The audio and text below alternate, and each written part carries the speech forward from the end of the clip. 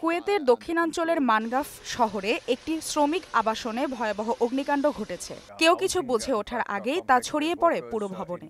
আগুনে দগ্ধ হয়ে নিহতের সংখ্যা বাড়ছে ঘণ্টায় ঘণ্টায়। হতাহতের সংখ্যা আরও বাড়তে পারে বলে আশঙ্কা প্রকাশ করেছে দেশটির স্বাস্থ্য মন্ত্রণালয়।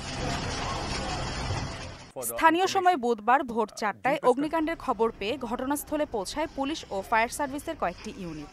ঘটনার সময় ভবনে উল্লেখযোগ্য সংখ্যক শ্রমিক ছিলেন। তাদের মধ্যে বেশ কয়েকজনকে উদ্ধার করা হয়েছে, কিন্তু আগুনের ধোঁয়ায় অনেকের মৃত্যু হয়েছে।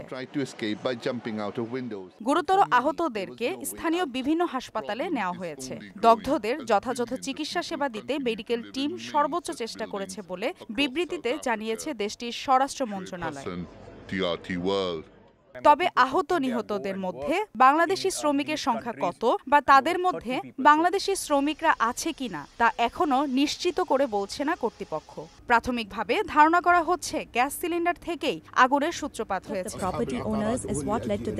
তবে ভবনটির নিচতলায় কিছু গোডাউন রয়েছে, সেখান থেকেও আগুনের সূত্রপাত হতে পারে বলে জানিয়েছে পুলিশ। মালিহা চৌধুরী, মোহনা ডিজিটাল।